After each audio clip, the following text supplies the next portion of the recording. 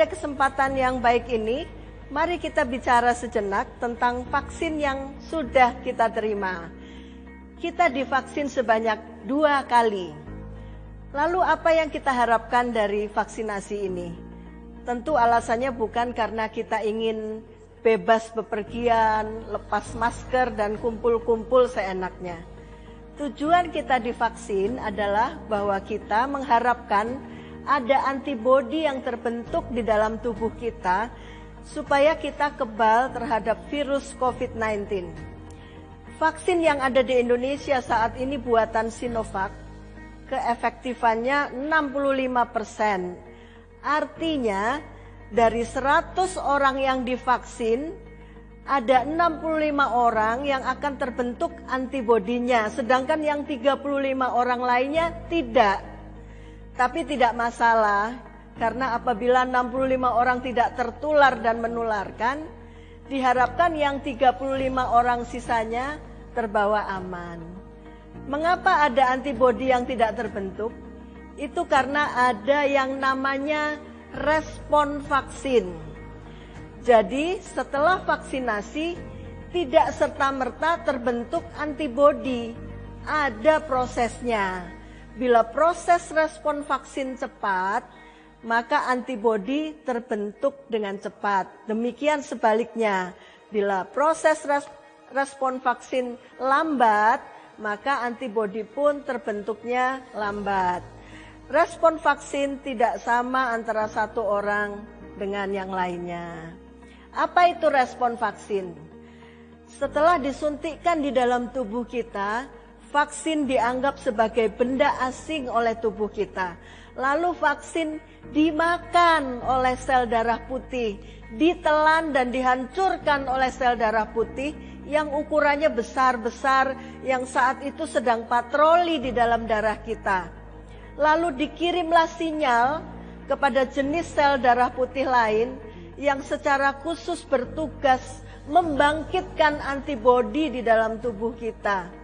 Nah, oleh karena itu, supaya terbentuk antibodi yang cukup tinggi, dibutuhkan kondisi sel darah putih yang militan. Makanya pada orang tua atau lansia, seringkali respon vaksinnya kurang baik. Antibodinya lama baru terbentuk, atau bahkan tidak terbentuk sama sekali, oleh karena sel darah putih sudah tidak sebaik pada waktu muda.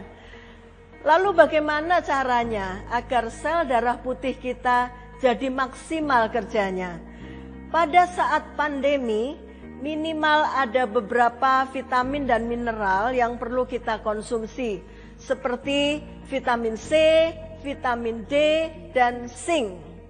Oleh karena penyerapan vitamin dan mineral ini terjadinya di usus, maka usus kita juga harus sehat.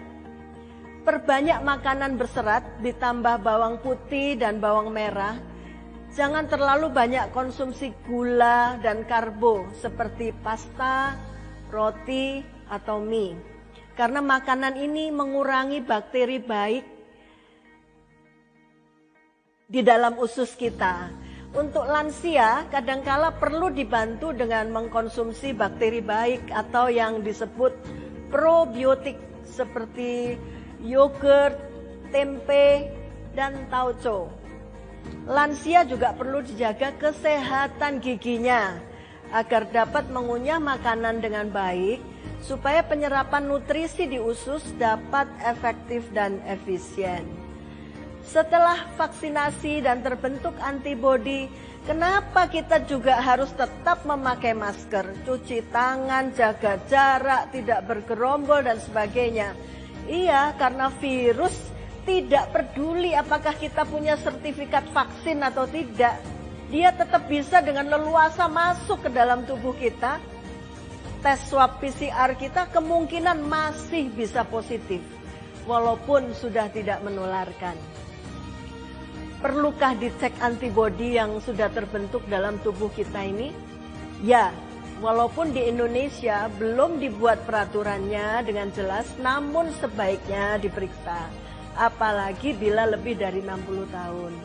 Dalam 2 hingga 4 minggu setelah vaksinasi, kadar antibodi dapat diperiksa di laboratorium.